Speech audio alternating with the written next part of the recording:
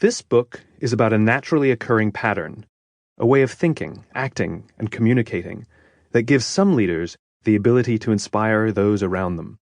Although these natural-born leaders may have come into the world with a predisposition to inspire, the ability is not reserved for them exclusively. We can all learn this pattern. With a little discipline, any leader or organization can inspire others, both inside and outside their organization, in order to help advance their ideas and their vision. We can all learn to lead. The goal of this book is not to simply try to fix the things that aren't working. Rather, I wrote this book as a guide to focus on and amplify the things that already work. I do not aim to upset the solutions offered by others. Most of the answers we get, when based on sound evidence, are perfectly valid. However, if we're starting with the wrong questions, if we don't understand the cause, then even the right answers will always steer us wrong eventually. The truth, you see, is always revealed eventually. The stories that follow are of those individuals and organizations that naturally embody this pattern. They are the ones that start with why. Section 1. The goal was ambitious. Public interest was high. Experts were eager to contribute. Money was readily available. Armed with every ingredient for success, Samuel Pierpont Langley set out in the early 1900s to be the first man to pilot an airplane. Highly regarded, he was a senior officer at the Smithsonian Institution.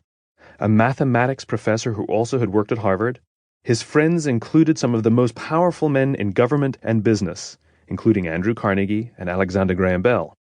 Langley was given $50,000 from the War Department to fund his project, a tremendous amount of money for the time.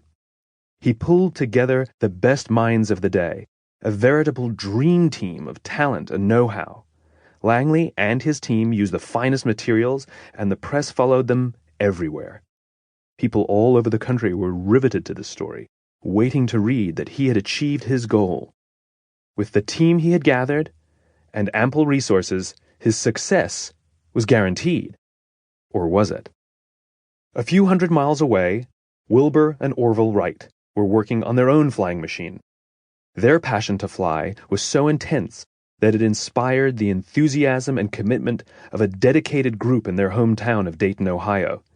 There was no funding for the venture, no government grants, no high-level connections. Not a single person on the team had an advanced degree or even a college education, not even Wilbur or Orville. But the team banded together in a humble bicycle shop and made their vision real. On December 17, 1903, a small group witnessed a man take flight for the first time in history. How did the Wright brothers succeed where a better equipped, better funded, and better educated team could not? It wasn't luck. Both the Wright brothers and Langley were highly motivated. Both had a strong work ethic. Both had keen scientific minds. They were pursuing exactly the same goal, but only the Wright brothers were able to inspire those around them and truly lead their team to develop a technology that would change the world. Only the Wright brothers started with why.